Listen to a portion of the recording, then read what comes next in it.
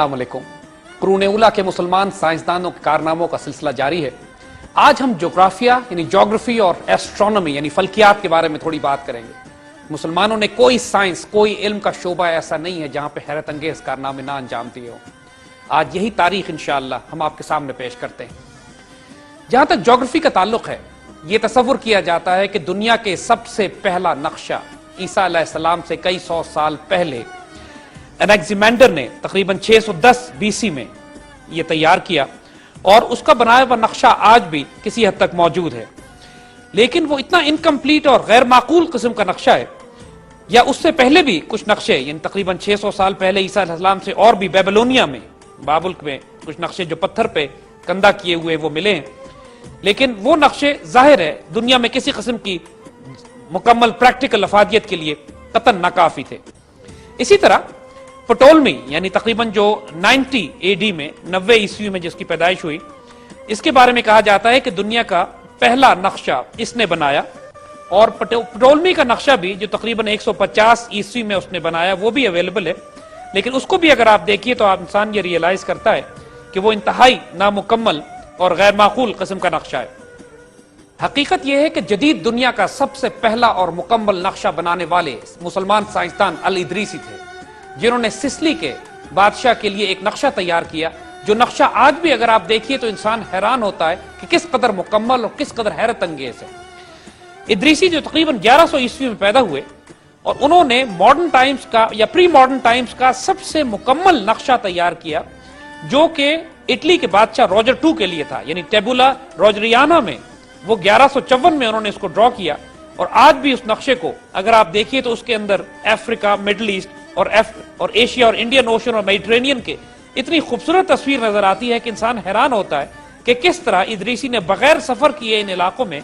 تقریباً آج سے 1000 سال یا 900 سال پہلے ان تمام علاقوں کو اتنا خوبصورت ڈرا کیا ہے کہ جو آج کی جدید سیٹلائٹ فوٹوگرافی سے لگتا ہے کہ جیسے وہ نقشے بنائے گئے ہیں۔ اسی طرح جغرافی کے حوالے سے مسلمان ٹریولرز یعنی سب سے مشہور نام جس میں ابن بطوطہ کا ہے، کہ جنہوں نے اس زمانے میں تقریباً 75,000 میل کا سفر کیا، اب مراکش کے شہر تنجیر سے نکلے اور تقریباً چین تک گئے، اور جن کا قاعدہ یہ تھا کہ وہ کسی ایک سڑک پر جہاں تک ہو سکے دوبارہ سفر نہیں کرتے تھے، اور پوری مسلمان دنیا میں انہوں نے سفر کر کے سفرنامہ ابن بطوطہ بھی لکھا اور اس وقت کے نقشے بھی بنائے۔ اور ابن بطوطہ جو 1304 میں جن کی پیدائش ہوئی، ان کا کام ایک ماسٹر پیس ہے، یعنی جو پرانی دنیا کا جغرافی، اس کے راستے، اس کی ہائی ویز کے روٹس، اور اس زمانے میں انسانوں کی آمد و رفت کے حوالے سے جو کچھ انہوں نے لکھا، وہ اتنا حیرت انگیز ہے کہ آج بھی ایک دیومالائی داستان کے طور پر پڑھا جاتا ہے۔ مسلمان سائنسدانوں نے اور جغرافرز نے تقریباً اپنی پوری تاریخ میں سینکڑوں کی تعداد میں کتابیں لکھی ہیں کہ جن کا تعلق اس وقت کی جغرافی، اس وقت کے شہروں، ان کے انسانوں کے بود و باش، ان کے رہائش کے طریقے، اور وہ تمام اس وقت کے پہاڑوں، زمینوں، یعنی مکمل طور پہ جغرافی کے حوالے سے جو معلومات آج کی جدید سائنس میں آپ دیکھتے ہیں، اس کی مکمل بنیاد سائنٹیفک بنیادوں پہ مسلمان جغرافر سائنسدان رکھ چکے تھے اس دور میں جس کو ہم قرون اولیٰ کہتے ہیں۔ اسی طرح آئیے دوربین کی طرف، یعنی ٹیلیسکوپ۔ کہا یہ جاتا ہے کہ ٹیلیسکوپ کی ایجاد پوسٹ رنیساں دور میں 16ویں صدی میں مغرب کے سائنسدانوں نے کی، جس میں کئی بڑے بڑے نام لیے جاتے ہیں، جس میں ہینس کا نام لیا جاتا ہے، زیچرس کا نام لیا جاتا ہے، جیکب ہے، اور یہ تمام تقریباً 1570 اور 1580 کے آس پاس کی پیدائش ہے۔ اور ان سائنسدانوں کو یہ کہا جاتا ہے کہ ان کے بعد آئزیک نیوٹن نے تقریباً جس کی 1668 میں تقریباً اس نے پہلی پریکٹیکل ریفلیکٹنگ ٹیلیسکوپ ایجاد کی۔ حقیقت یہ ہے کہ ابو الحسن جو 9ویں سینچری میں پیدا ہوئے، وہ ٹیلیسکوپ کے بانی ہیں، اور ان کے دور میں خلیفہ مامون رشید نے جو سب سے بڑی آبزرویٹری شمسیہ کے مقام پر تدمور کے علاقے میں بنائی، آج بھی اس کے روئنز، اس کے آثار باقی نظر آتے ہیں، جو اتنی بڑی آبزرویٹری ہے کہ جس سے ایسٹرونومی اور ستاروں کو اور فلکیات کو آبزرو کیا جاتا تھا، اور مسلمان سائنسدان بڑی بڑی دوربینیں استعمال کر کے اس آبزرویٹری میں کہ جو خلیفہ مامون رشید کی سربراہی میں بنائی گئی، جو جس بیت الحکمت کے تحت، یعنی بغداد میں جو بہت بڑا سائنس اینڈ ٹیکنالوجی کا ریسرچ سینٹر جو کئی 100 سال تک پوری دنیا کا سینٹر آف گریوٹی تھا سائنٹیفک ریسرچ میں، اس کے تحت جو آبزرویٹریز بنائی گئی ان میں ٹیلیسکوپس استعمال کی جاتی تھی۔ تقریباً نیوٹن اور ان تمام سائنسدانوں سے کئی 100 سال پہلے مسلمان سائنسدان اس انسٹرومنٹ کو ایجاد کر چکے تھے اور فلکیات کا نظارہ اس سے کیا کرتے تھے۔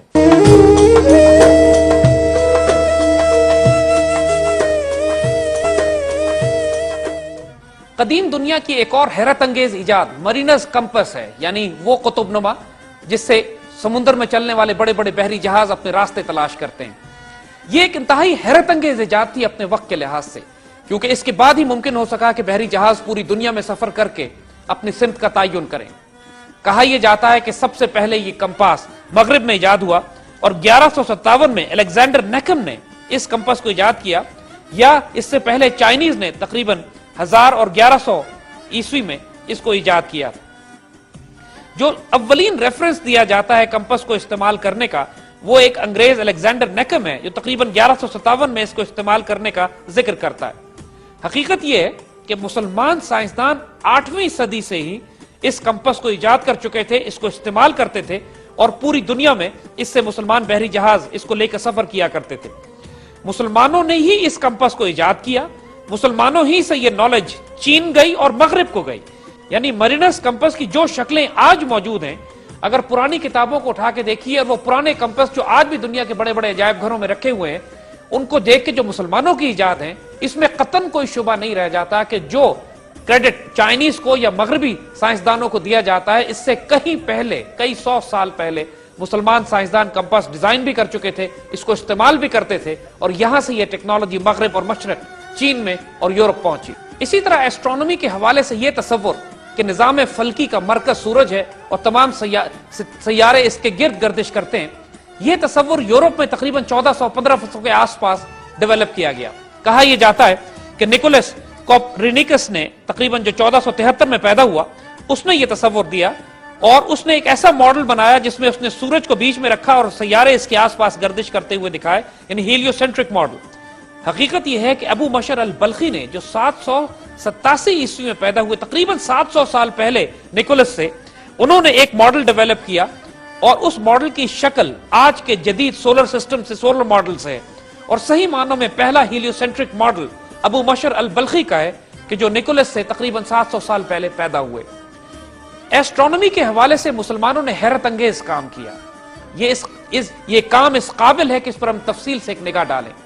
قرآن پاک میں جس تفصیل سے ذکر کیا گیا ہے کہ اللہ تعالیٰ نے سورج، چاند اور ستارے بنائے اور مسلمانوں کو انکریج کیا کہ ان ستاروں کے راستے، ستاروں کو استعمال کرتے ہوئے انسان اپنے راستے تلاش کرتا ہے، تو اس کی وجہ سے مسلمانوں نے انکریج ہو کے ایسٹرونومی کی سائنس کو عروج پر، کمال تک پہنچا دیا۔ پوری مسلمان دنیا میں تقریباً تمام قرون اولیٰ کا پیریڈ جو 800 سال کا ہم دیکھتے ہیں، یعنی سینٹرل ایشیا سے لے کر اندلسیا تک، کوئی جگہ ایسی نہیں تھی کہ جہاں بڑی بڑی آبزرویٹریز قائم نہ کی گئی ہو، جہاں فلکیات اور ستاروں کو مانیٹر نہ کیا جاتا ہو، جس کی وجہ سے آج ہم یہ بات دیکھتے ہیں کہ کئی بڑے بڑے ستارے، گیلیکسیز اور آسمان میں جو بھی اجسام فلکی موجود ہیں، ان کے نام آج بھی اسلامک یا عربی نام موجود ہیں، اور یہ اس بات کی واضح دلیل ہے کہ پوری ایسٹرونومی سائنس جو بلڈ ہوئی ہے، اس کا اوریجن، اس کا بیسس مسلمان سائنسدانوں نے رکھا ہے۔ آئیے اب اس طرف ایک نظر ڈالتے ہیں کہ کس طرح مسلمانوں نے ایسٹرونومی ڈیولپ کی۔ قرون اولیٰ کی حیرت انگیز ڈیولپمنٹ میں ایسٹرونومیکل سائنس کی ڈیولپمنٹ بھی اپنا ایک خاص مقام رکھتی ہے۔ قرون اولیٰ میں مسلمانوں کے ہاں ایسٹرونومی یعنی فلکیات کی سائنس باقاعدہ طور پر عباسی خلافت کے دوران شروع ہوئی۔ خلیفہ مامون رشید نے بغداد میں بیت الحکمت بنایا، جو ایک فرسٹ سائنٹیفک انسٹیٹیوشن تھا جہاں دنیا کی تمام سائنسز اور علوم پر کام کیا جاتا تھا، اور بیت الحکمت ہی میں ایک بہت بڑا سیگمنٹ ایسٹرونومی کا تھا، ایک بہت بڑا کلیہ، ایک پورا سیکشن، اور کئی 100 سائنسدان اس میں ایسٹرونومیکل سائنسز کو اسٹڈی کرنے کے لیے اپنا وقت صرف کرتے تھے۔ بیت الحکمت کے حوالے سے ایک بذات خود یہ بات بہت اہم ہے کہ وہ کئی 100 سال تک، یعنی پریکٹیکلی 9ویں صدی سے لے کر 13ویں صدی تک مسلمان دنیا کے بہترین مفکرین جو بغداد میں موجود تھے، اس عظیم تعلیمی اور تحقیقی ادارے سے منسلک رہے۔ المامون کے دور میں کئی مشاہدہ گاہیں قائم ہوئیں۔ بیت الحکمت میں فنون لطیفہ، ریاضی، علم فلکیات، طب، کیمیا، حیوانیات اور جغرافیہ کی تعلیم بھی دی جاتی تھی، اور مفکرین نے دنیاوی علوم کا ایک عظیم ترین خزانہ یہاں جمع کیا تھا۔ بغداد اس دور میں دنیا کا امیر ترین شہر سمجھا جاتا تھا، اور اپنے وقت کا سب سے بڑا شہر بھی۔ اس کی آبادی 10 لاکھ سے زائد تھی۔ بیت الحکمت اس وقت تباہ ہوا جب منگولوں نے 1258 میں بغداد پر قبضہ کیا، اور اس کی لائبریری کے ساتھ تمام وہ خزانے بھی دریا برد کر دیے جو بیت الحکمت میں قائم تھے۔ یہ کہا جاتا ہے کہ دریائے دجلہ کا پانی طویل عرصے تک سیاہ رہا ان کتابوں سے، ان کی سیاہی کی وجہ سے کہ کہ جو ہلاکو خان کی فوجوں نے بیت الحکمت کی لائبریری سے اٹھا کر اس کے دریا میں پھینک دیے تھے۔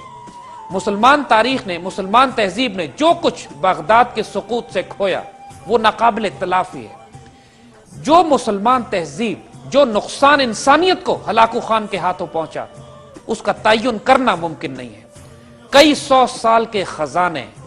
اس ایک ہفتے کی قتل و غارت میں ضائع کر دیے گئے۔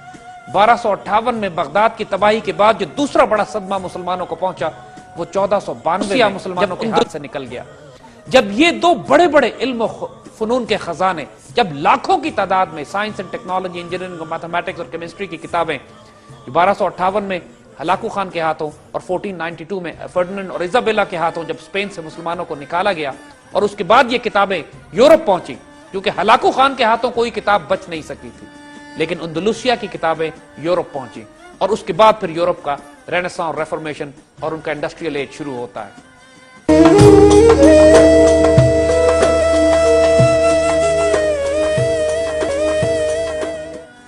مسلمان ماہر فلکیات اور ایسٹرونومرز میں سب سے حیرت انگیز اور عظیم نام الخوارزمی کا آتا ہے۔ خوارزمی جو کہ ایک میتھمیٹیشین بھی تھے، ایک ایسٹرونومر بھی تھے، اور ساتھ ساتھ ایک جیوگرافر بھی۔ محمد بن موسیٰ الخوارزمی جو 780 میں پیدا ہوئے، ایک ایرانی ریاضی دان، ماہر فلکیات اور جغرافیہ دان، وہ بیت الحکمت میں کام کرنے والے مفکر تھے، وہی بیت الحکمت کہ جو بغداد میں خلیفہ مامون الرشید نے قائم کیا تھا۔ انہوں نے اسلامی فلکیات میں تحقیق علم کو پروان چڑھایا، تعلیم اور حساب کتاب کے غیر رسمی طریقے شروع کیے، اور انہوں نے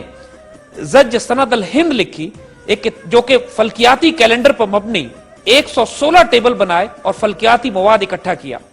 انہوں نے زمین کا قطر اور حجم دریافت کیا، اور زمین کا قطر یعنی سرکمفرنس تقریباً جو 24,900 میل ہے، اس کو تقریباً انتہائی ایکوریسی کے ساتھ الخوارزمی نے کیلکولیٹ بھی کیا، اور آج کے دور کی جدید میجرمنٹ سے وہ انتہائی نزدیک ہے۔ خوارزمی نے کئی فلکیاتی آلات بھی ایجاد کیے، جس میں ایک آلہ کوارڈرنٹ کہلاتا ہے۔ کوارڈرنٹ وہ ہے جو کمپیوٹیشنل پرپز یعنی فلکیات کے نظام کو کیلکولیٹ کرنے کے لیے، اور اس کی وجہ سے کیلکولیشنز کی ضرورت ختم ہو جاتی ہے میجرمنٹس میں۔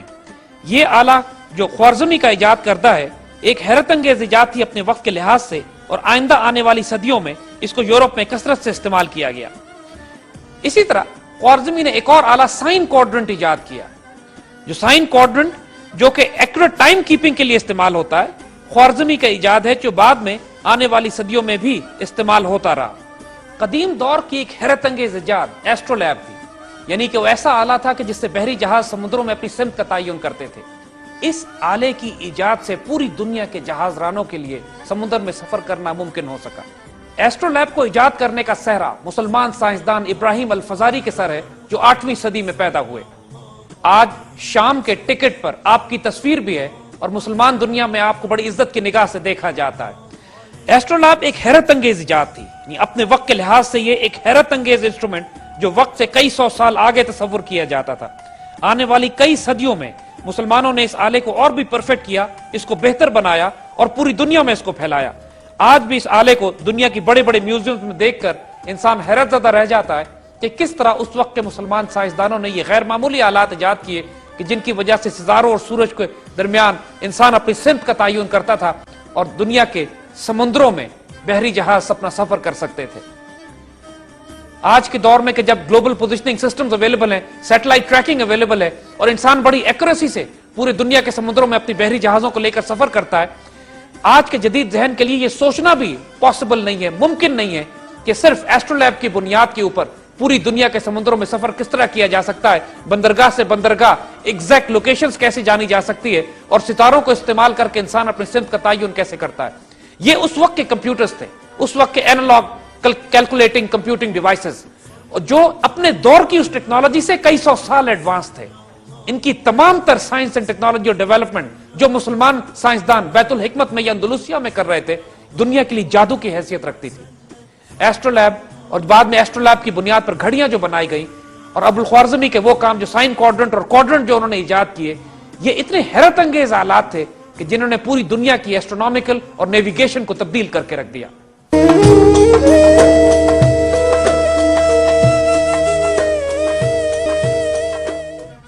اسی طرح ایک اور حیرت انگیز مسلمان سائنسدان البتانی تھے جو 9ویں صدی عیسوی میں پیدا ہوئے، اور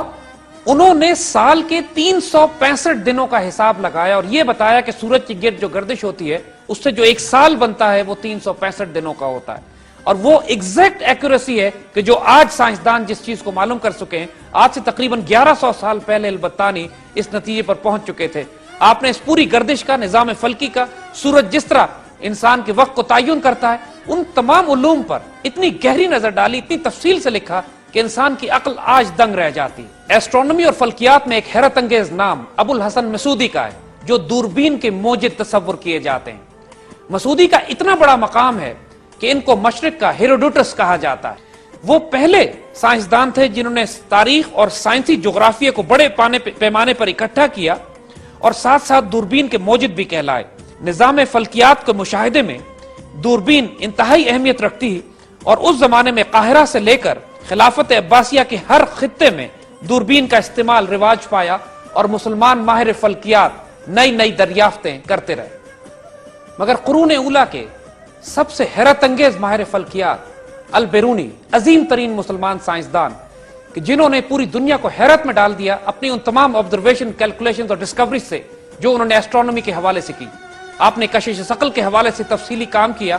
اور ساتھ ساتھ آپ کی تصنیفات اتنی زیادہ ہیں کہ آج انسان کی عقل دنگ رہ جاتی ہے کہ اس دور میں یہ سائنسدان کس طرح اس قابل ہوا کہ جدید دور کی وہ تمام ایجادات جو آج انسان نے کی ہیں ان کو 1000 سال پہلے نہ صرف ڈسکور کرے بلکہ لکھ کے تفصیل سے اس طرح بیان کرے کہ آج کے ماڈرن سائنسدان بھی ان کو دیکھ کر حیرت زدہ رہ جاتے ہیں۔ البیرونی کو سلطان محمود غزنوی کے دربار میں بہت زیادہ قدر و منزلت حاصل تھی۔ البیرونی کا شمار دنیا کے نامور ماہر طبیعیات اور میٹا فزکس ایکسپرٹس میں ہوتا ہے۔ ایشیا سے تعلق رکھنے والے چند مشہور ناموں میں البیرونی کا نام بھی سر فہرست ہے، جو حیرت انگیز طور پر بیک وقت ایک فلسفی اور ایک سائنسدان بھی تھے۔ 1030 میں البیرونی نے سلطان محمود غزنوی کو فلکیات کا انسائکلوپیڈیا پیش کیا جس کو القانون المسعودی کے نام سے یاد کیا جاتا ہے۔ البیرونی نے اپنے ایک حیرت انگیز ڈائیگرام میں تفصیل سے یہ بات دکھائی کہ کس طرح چاند دنیا کے گرد گھومتا ہے اور دنیا سورج کے گرد۔ 1000 سال پہلے یہ انتہائی نازک ڈسکوری کرنا، جبکہ کوئی جدید آلات بھی موجود نہ ہو، آج بھی سائنسدانوں کو حیرت میں ڈالتی ہے۔ البیرونی اپنے وقت سے کئی سو سال آگے تھے۔ ان کی کتابیں، ان کی تحقیق، ان کی ریسرچ اور ان کی ڈسکوریز آج بھی تمام سائنسدانوں کے لیے ایک مشعل راہ ہے۔ البیرونی نے 11ویں صدی میں پلانسفیئر ایجاد کیا جو کہ سب سے پہلا سٹار چارٹ ہے اور سب سے پہلا اینالاگ کمپیوٹر تصور کیا جاتا ہے۔ قانون مسعودی میں تفصیل سے انہوں نے اپنی اس ایجاد پلانسفیئر کا ذکر کیا ہے کہ جس کے ذریعے یہ ستاروں اور گیلیکسیز کو دیکھ سکتے تھے اور مختلف قسم کی کیلکولیشنز کی جا سکتی تھی۔ البیرونی کی ایک اور حیرت انگیز ایجاد